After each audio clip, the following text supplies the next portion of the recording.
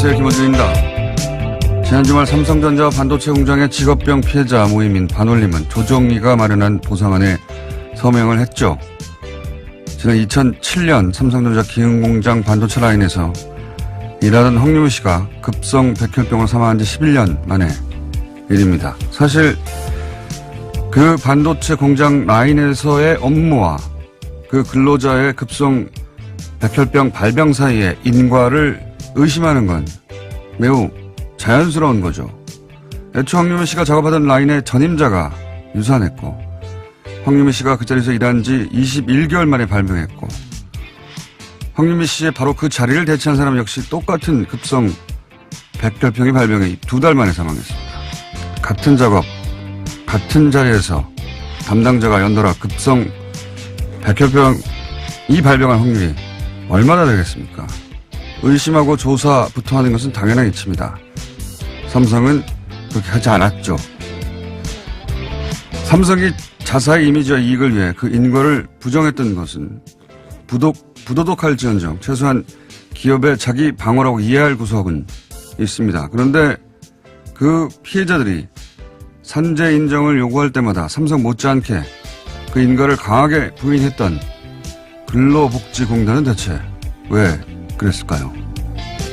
피해자들의 지난 11년간 고통에 대한 책임 중 그 산재 인정에 너무나도 인색했던 거의 일방적으로 기업의 편에 섰던 그 기관의 책임도 잊지 말아야 한다. 김어준 생각이었습니다.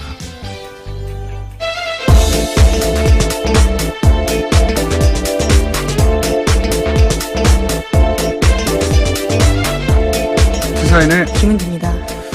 이 사람 저희가 잠시 후에 그 당사자들 연결해 보려고 합니다만 이게 이제 11년 만에 풀린 것까지 무척 아주 오랜 기간이 걸린 건데요. 풀린 것까지는 반가운 건데 근데 이게 기업의 힘만으로 이게 11년이나 끌 수는 없는 겁니다.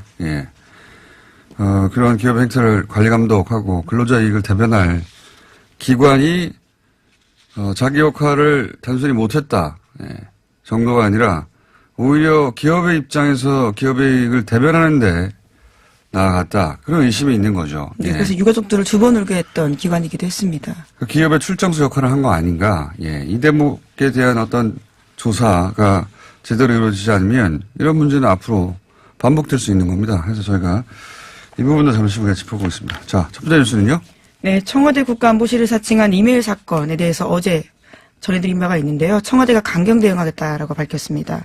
그런데 비슷한 사건이 올해 초에도 있었더라고요. 오늘 아침에 한국일보가 보도했습니다. 윤건영 청와대 국정상황실장의 개인 이메일 계정이 도용됐었다라고 하는 건데요. 도용된 윤건영 실장의 명의로 정부 부처에다가 대북정책 관련된 내부 자료를 보내달라라고 요구하는 가짜메일이 발송됐었다라고 합니다. 뿐만 아니라 지난 6월 달에 북미 정상회담 직전에는 정부가 북한의 비핵화 의지를 의심한다라는 내용이 담긴 가짜 메일이 한국국제교류재단 소장 명의로 유포됐다라고 합니다. 이건 사실 어제도 얘기했지만 이건 뭐 전문가 프로 그것도 한 사람이 아니라 집단 어떤 세력의 공작의 범주에 들어가는 사건이라고 저는 보는 것이 국정은 수많은 국정 사안이 있지 않습니까? 그중에서 딱 대북 관계만 특정해서 그리고 여러 사람을 통해서 이런 시도를 했는데 목적은 다 똑같아요. 대북 관계를 망치는 것. 왜냐하면 그 가짜 이메일들의 내용이라는 게 결국은 미국이 실제로는 이거에 대해서 반대하고 있거나 굉장히 안 좋다 이런 취지 이야기들입니다. 그렇죠. 한미공조가 깨지고 있다. 한국 정부를 미국은 믿지 않는다. 북한이 자발적으로 비핵화하도록 그냥 두면 안 된다. 이런 내용들이거든요. 다 현재 진행되고 있는 대북 관계를 깨는 내용들이에요. 근데 이게 누군가 장난친 게 아닌 것이 어제도 얘기했지만 이런 메일을 보낼 만한 정부의 요직에 있는 인사가 정확히 누군지 알아야 되고 그리고 그 인사들의 이메일 계정을 알아야 하고 그리고 그런 이메일 계정을 해킹할 수 있는 전문가 또 있어야 되고요. 그렇죠. 그런 이메일을 받을 대상 또 정확하게 누군지 알아야 되고 이건 한두 사람이 할 수 있는 일이 아니에요, 절대. 굉장히 정교하게 이루어졌다라는 것들을요, 사건을 보면 볼수록 알 수 있습니다. 그리고 이게 한 번 있었던 게 아니라 지속적으로 있었던 시도라는 거 아니겠습니까, 지금?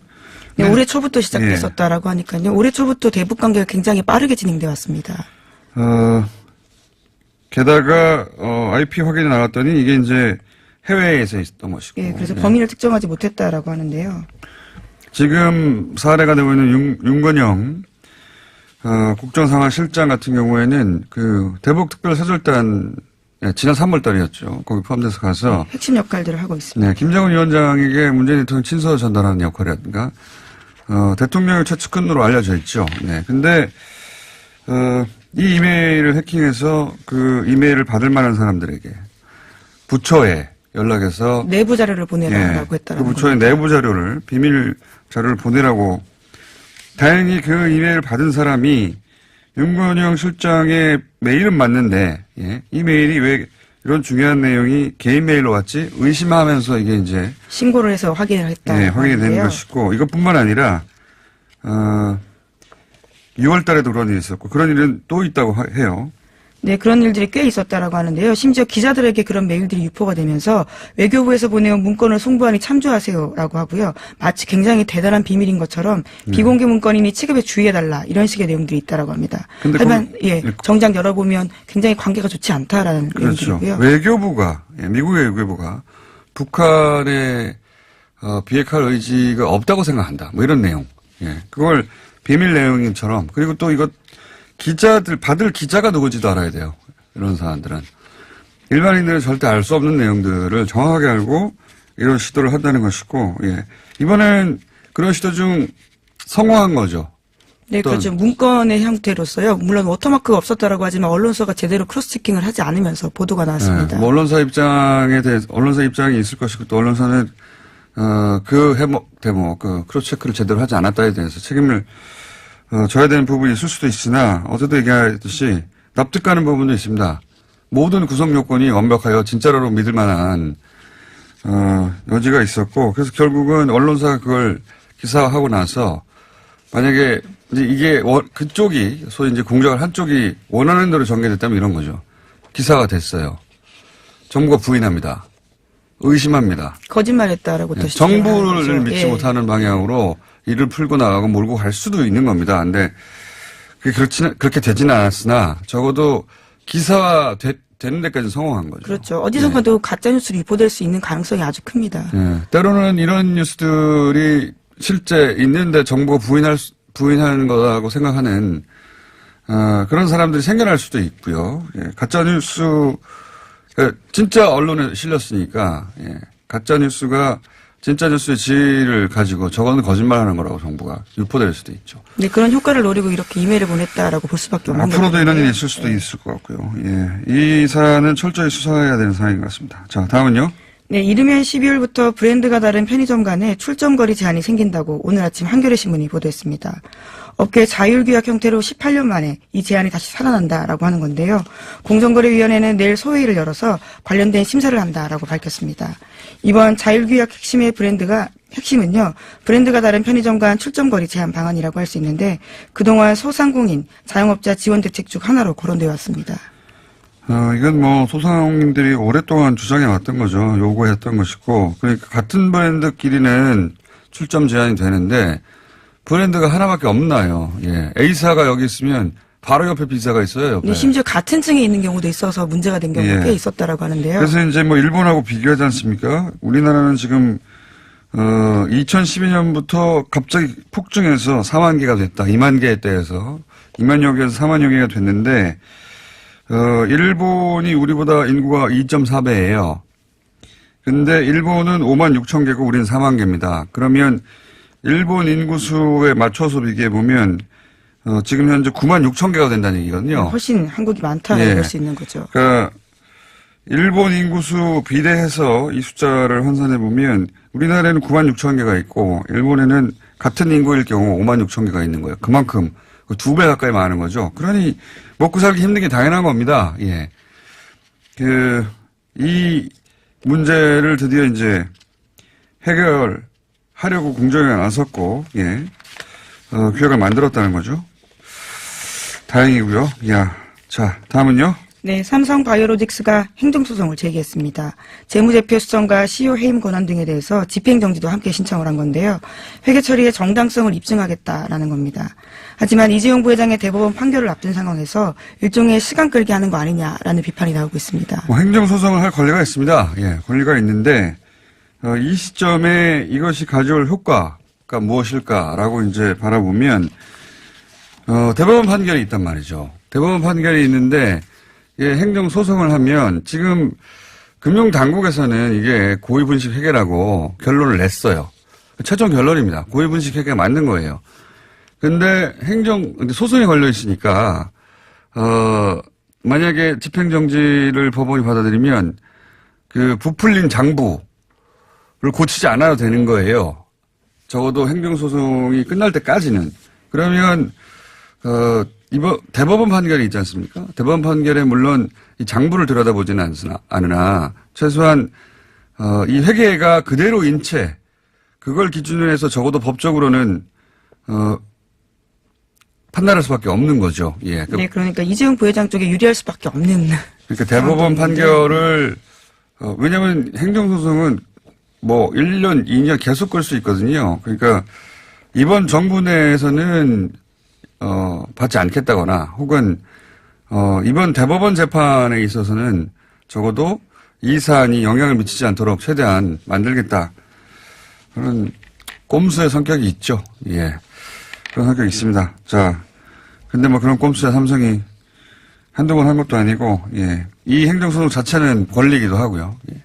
하지만 그런 거를 지금 하고 있다는 겁니다. 예, 삼성은. 자, 다음은요. 네, 순수 국내 기술로 개발하고 있는 우주발사체 누리호의 시험용 로켓이 어제 발사에 성공했습니다.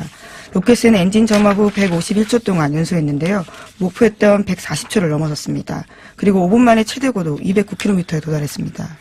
자, 요거는 저희가 며칠 연속으로 그 엔진을 개발한 단장님 연결하는데 아직은 스튜디오에 오실 상황이 안 돼서 잠시 미니를 짚어보고 의미만 파악해 보겠습니다.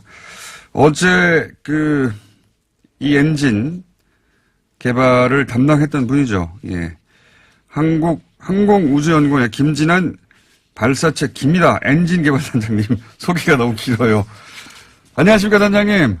네, 안녕하십니까. 네. 반갑습니다. 직전에 연결했었는데 오늘은 의미 해설을 좀 해주시고, 예. 네. 조만간 저희 스튜디오에 직접 나와주십시오. 개발 담당했던 연구원들과 함께. 네, 네, 알겠습니다. 네. 저희가 가장 먼저 챙기기 시작했으니까 꼭 나오셔야 돼요. 네. 네, 네. 자, 언론에서는 이걸 성공이라고 평가하는데, 네. 이걸 성공이라고 평가할 수 있습니까? 어떤 의미의 성공입니까? 지금 원래 저희가 계획한 대로 고도와 거리에 다 도달을 했고요. 네. 연소 시간도 저희가 143초 이상을 목표로 했는데 151초 연소가 제대로 됐고요. 네. 어제 제가 데이터를 잠깐 이렇게 지금 아주 자세한 데이터는 들여다보지 못했지만 중요한 데이터를 보면 정상 작동한 게 나타나 있습니다. 그래서 요 엔진을 우리가 어제 봤을 때 제대로 작동했고 엔진뿐만이 아니라 기체 전체가 다 제대로 작동했다. 그리고 이것을 이 75톤 엔진이 지금 이제 어제로서 검증이 됐다라고 보면 될 것 같고요. 그것은 우리나라가 발사체의 가장 어렵고 중요한 발사체의 심장을 얻었다라고 생각하시면 되고 이것을 응용을 해서 얼마든지 우리가 원하는 발사체를 계속 만들어낼 수 있습니다. 이게 발사 심장을 얻었다. 이제 엔진을 자체 개발했다는 이야기인데 네. 전 세계에서 이런 우주 발사체 엔진을 자체 개발한 나라가 몇 개입니까? 한 스페이스 클럽에 가입한 나라들은 다 개발을 했는데요. 예. 그 중에는 이제 고체로 개발한 나라도 있고 한데, 이 75톤급 이 정도 사이즈의 엔진을 개발한, 액체 엔진을 개발한 나라는 저희가 7번째 정도. 오, 70번째 아니고요? 7번째요? 야, 이게 이제 생중계가 가까운 데서 되지 않고 멀리서 하면, 그리고 보통 이제 나사 이런 데 보면은, 나사 직원들이 앉아서 박수 치고 막 그런 거 장면이 있어야 되는데, 너무 네네네. 심심했어요. 아, 그렇죠. 이게 시험 발사다 보니까. 네. 그리고 또 네, 실패하면 어떡하나 조마조마해서 안 보여주시려고 했던 거 아닙니까? 혹시? 다른 나라는 시험 발사 때는 거의 안 하죠. 그리고 네. 그런데 이제 저희는 이제 좀 굉장히 공개돼서 그렇게 해야 되고 국민의 세금으로 하기 때문에 그런데 실패 확률이 굉장히 높습니다. 잘 아시지만 저희가 누리호 때 가서 다 됐다고 우리가 생각해서 이제 첫 발사 때나 두 번째, 세 번째 발사를 할 텐데 보통 발사체의 성공률이 25%에서 30%를 넘지 않습니다. 아, 그거밖에 안 돼요? 저도 기억나는 게 미국에서도 아폴로 계획 세웠을 때 네, 폭파도 되고 사람도 죽고 많이 했죠. 예. 엄청나게 많이 터졌죠, 거기는. 예. 거기는 많이 터졌죠. 뭔가 거만한 목소리로 갑자기 한 번에 성공하셨다고. 이렇게 굉장한 겁니다. 왜냐하면 다른 나라는 사람까지 죽는 일이 굉장히 다반사였거든요. 맞습니다. 예. 올라가다 터진 경우도 많이 사람도 다치지 않고 한 번 이렇게 터진 것도 없고 한 번에. 네. 잘하셨고요. 예. 목소리가 점점 거만해지시는데. 자, 그래서 그 내부 분위기는 어떻습니까? 그 발사됐을 때 막 실제 개발한 분들은 그 다른 다큐멘터리를 보면 막 울고 막 불고 난리 나던데. 예. 네.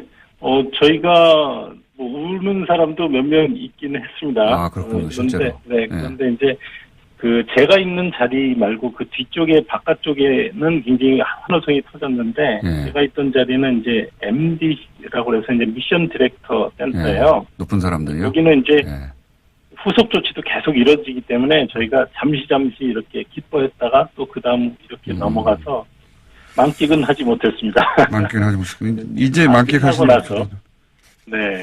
자, 오늘은 여기까지, 그러니까 그 언론에 보도됐듯이 근데 이제 개발 직접 하신 단장님 목소리로 성공의 의미를 제가 짚어보고 싶어서 연결한 거고요. 네네. 성공 축하드리고 그리고 세계 7번째로 이런 류의 엔진이 개발됐다는 것도 뿌듯한 일이고 우주 개발에서 우리가 굉장히 늦긴 했지만 이런 속도로 가면 결국 우리도 화성에 보낼 수 있는 거 아닙니까? 결국은? 보낼 수 있죠. 네. 충분히 가능합니다.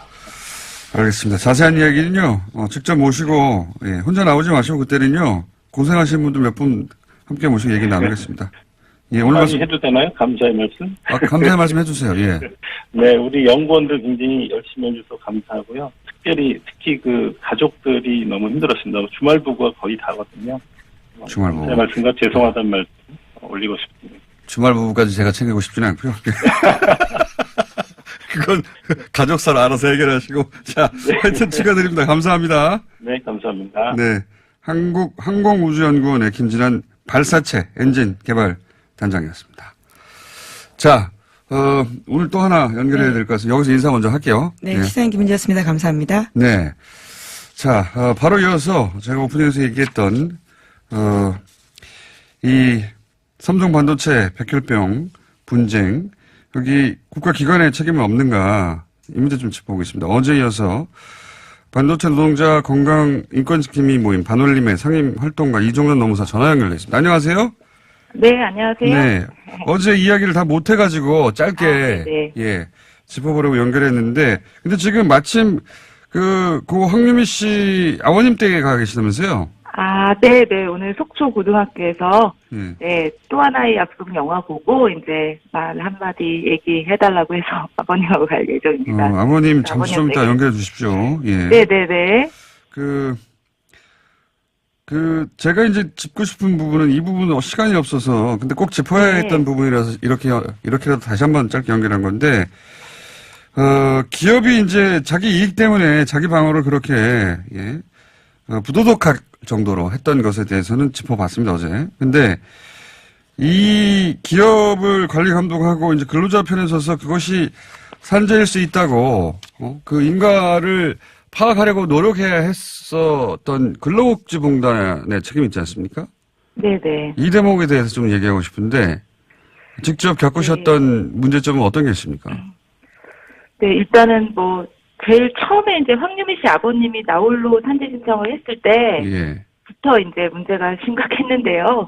삼성에서 자료를 제출하고 노동자 측에서는 자료를 제출할 게 거의 없는 상황에서 그렇죠. 공단의 출석 조사를 황유미 씨 아버님이 이제 조사를 받으러 갔는데 황유미 씨가 화학물질을 다루는 업무를 했음에도 불구하고 이제 공단에서는 삼성이 제출한 자료만 믿고 아버님이 화학물질을 다루는 업무를 유미가 했다라고 했더니 책상을 딱 치면서 아니 그 삼성의 그 큰 기업이 거짓말할 기업으로 보이냐 이러면서 이제 아버님을 약간 협박하는 식으로 또 말을 이제 무시를 한 거죠. 제대로 된 조사를 하기는커녕 삼성을 두둔하는 모습을 처음부터 보이더니 아니라 다를까 저희가 이제 집단 산재 신청을 여러 번은 했었는데 사실 공단에서 단 한 건도 인정을 해주지 않다가 하지 않다가 2011년도에 처음으로 산재 신청 제기한 지 공단 불승인 되고 나서 이제 1년 만에 산재 신청 제기한 지 4년 만에 황유미 씨가 법원에서 처음으로 산재가 인정이 돼요. 아, 그러니까 근로복지공단이 아니라 법정투쟁을 통해서. 네네. 예, 근데 그 과정이 되게 어려웠는데요. 뭐가 제일 어려웠냐면 삼성이 이 공단의 보조 참가인으로 또 들어오는 거예요. 사실 공단을 상대로 해서 저희가 행정소송을 하는데 이 공단과 삼성이 짬짬이를 해서 이 마치 민사소송처럼 삼성이 이끄는 소송을 공단이 그대로 두고 공단은 한마디도 안 하고 이런 또 공단이 소송 당사자였는데 공단이 아니라 삼성이 나서 또 공단을 변호해 주는 거군요. 말하자면. 네, 길을 터주는 거죠. 삼성을 위해서 그런 모습을 보였고 또 그거 말고도 사실 그 근로복지공단은 또 문제가 심각한 것이 해마다 이제 그 대기업의 산재 보험료를 할인을 해주는데 제일 큰 감면을 해주는 기업이 또 삼성인데요. 삼성에서 산재가 발생하지 않는다는 이유로 최대 감면 혜택 50%까지 과거 정권에서 받아왔고 그래서 이게 1,000억 원 이상 한 해에 그 공단이 산재 보험료 삼성이 내야 되는 산재 보험료를 감면을 받는 또 이런 문제들이 있습니다.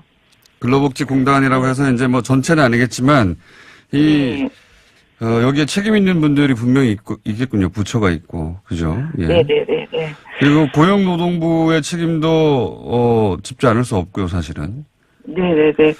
고용노동부에서도 이제 지금은 좀 태도가 바뀌었지만 과거 정권은 특히 이제 저희가 삼성에서 어떤 물질을 쓰는지 예를 들어 작업환경 특정 보고서에 대해서 이 최소한 유족이나 산재 신청자, 투쟁 당사자에게 좀 보여달라라고 노동부에 신고되어 있는 삼성의 작업환경 특정 보고서를 정보공개 청구하면 그게 삼성의 영업비밀이라고 다 비공개하는 거예요. 그래서 끝까지 소송 끝에 겨우 받아낼 수 있다거나 또 받아낸 것조차 이제 삼성이 또다시 소송을 걸거나 이러한 좀 악습이 계속 지금도 반복되고 있습니다. 이런 기관들은 근로, 앞에 노동 이런 게 붙어 있는 부처들이거든요. 기관이고. 네.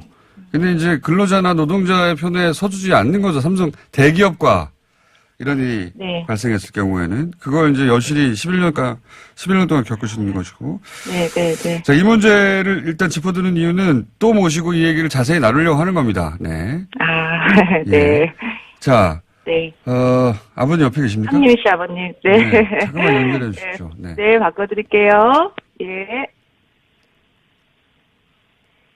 네, 여보세요? 안녕하세요. 네. 네, 안녕하세요. 황성입니다. 네, 직접 모셔야 되는데 저희가, 그런 기회는 다음에 갖기로 하고, 제가 굳이 한번 또 연결을 이렇게 한 이유는, 11년 동안 이 싸움을 하셨는데, 제가 굉장히 인상적이었던 대목은, 삼성이 처음에는 500만원 보상, 이거 받고 떨어지라고 했다가, 아버님이 끊임없이 문제 제기를 하고, 가는 가운데 어느 순간에 삼성이 10억 정도 줄 테니 그만하라는 제안을 한 적이 있다고 제가 들었는데 사실입니까? 네, 2007년 9월 1일 날 역학조사 처음 하는 날인데요. 제가 그 안에 들어갔더니 그 안에 있는 직원이 저를 보고서는 아버님 제가 가만히 계시면은 10억을 해드릴 테니까 사회 단체 사람들도 만나지 말고 기자들도 만나지 말고 아무한테도 얘기하지 말고 그냥 가만히 있으라고 얘기를 했습니다. 10억이요? 예. 그 다음에 그 이후로도 우리 집에 삼성 직원이 찾아와가지고 내가 피해 보았다고 하는 그 금액은 얼마라고 얘기를 하든 간에 그 금액은 전부 다 지불할 테니까 이 사회단체 사람하고 그거 만나지 말고 기자들 만나지 말고 싸움을 그만하자고 하는 얘기를 한 번에 아니고 몇 번도 했고요. 그러니까 10억 얘기했고 그다음에는 얼마가 되든 뭐 백주수표에 가깝네요. 예. 예. 그다음에 그 사람들 하루 우리 집에 찾아와서 들어오는 거를 나가라고 우리 방에서 붙잡고 뭐 씨름도 하고 돌아간 적도 있습니다. 예. 근데 제가 궁금한 것은 사실상 아버님이 혼자 시작해서 여기까지 온 건데요. 그 외에 물론 많은 분들이 그 외에는 도와주셨지만 이 10억은 적은 돈이 아니고 그보다 이제 점점 더 뭐 얼마가 되든이라고 얘기를 들었으면 멈추실 법도 한데 게다가 지금 조정안이라는 게 백혈병 피해자들에게 최대 액수가 1억 5천인가 밖에 안 되거든요. 그러니까 그 말이 10억이지 눈앞에서 10억 이상이 왔다 갔다 하면 그 2009년만 하더라도 이미 몇 년간 고생하셨기 때문에 받으실 수도 있었잖아요. 그거 가지고 그냥 좋은 일 하고 그 황유미 씨가 하고 싶어 했던 일을 기리는 공적인 일을 하고 그런 식으로 해결할 수도 있었을 텐데 왜 이렇게 그 11년간 포기하지 않으셨어요? 그때 당시에는 저는 그 사회단체 사람들을 아는 사람이 아무도 없었습니다. 아무도 없었는데. 혼자서. 거기서 일하는 사람들 환자가 계속 이렇게 나왔었거든요. 근데 그 사람들이 사실상 10억은 준다고 했지만 그 전에도 나를 우리 유미 치료비 들어갔던 한 5천만 원 해준다고 약속을 해놓고서는 유미 사퇴를 받아가놓고 삼성에 돈이 500만 원뿐이 없으니까 500만 원만 받으라면서 준 적이 있거든요. 근데 실질적으로 10억은 준다고 했지만 줄지 안 줄지도 모르고 나를 속인다고 하는 그런 생각도 들어갔었거든요. 이미 거짓말도 했고. 근데 만약에 또 그 10억을 내가 받으면은 그럼 다른 사람들은 다른 피해자가 많이 나올 게 이렇게 뻔히 생각이 추정이 가능한 건데 또 만약에 10억을 내가 받게 되면 다른 사람들은 하나도 안 준다는 그런 얘기인 거잖아요. 그럼 저만 받고 다른 사람은 그럼 그 가정 다 망하는데 치료비, 그다음에 간병비, 그다음에 그 경비 이런 거 쓰면 가정들 다 망하는데 그거 쳐다볼 수가 없잖아요. 그렇게 하면은요. 그래서 여기까지 왔습니다. 다른 사람들은 뭐 어떡하냐. 그런 생각이 여기까지 오신 거다. 다른 사람들은 어떡하냐. 그런 생각도 들긴 하지만 10억이 적은 돈이 아니거든요. 보통 그렇게 하기 힘듭니다. 근데 그때 당시만 해도 우리 집 가정은 이제 유미가 삼성에 들어가는 바에 다 망했거든요. 아주 쫄딱 다 망했는데 이 만약에 내가 10억을 받게 되면 나는 좋지만 다른 집 가정을 계속 다 망하게끔 방치하는 그 결론이 나는 거잖아요. 그렇게 하면요. 알겠습니다. 아버님 오늘은 저희가 짧게 연결하는 시간이어서 길게는 말씀 못 나누겠는데 서울 오실 때 한번 꼭 들려주십시오. 제가 여쭤보고 싶은 게 많습니다. 사실은. 자, 고생하셨고요. 덕분에 여기까지 온 것 같습니다. 감사합니다. 고맙습니다. 지금까지 반올림 상임활동가 이종란 노무사, 그리고 황유미 씨, 고 황유미 씨 아버지 황상기 씨였습니다.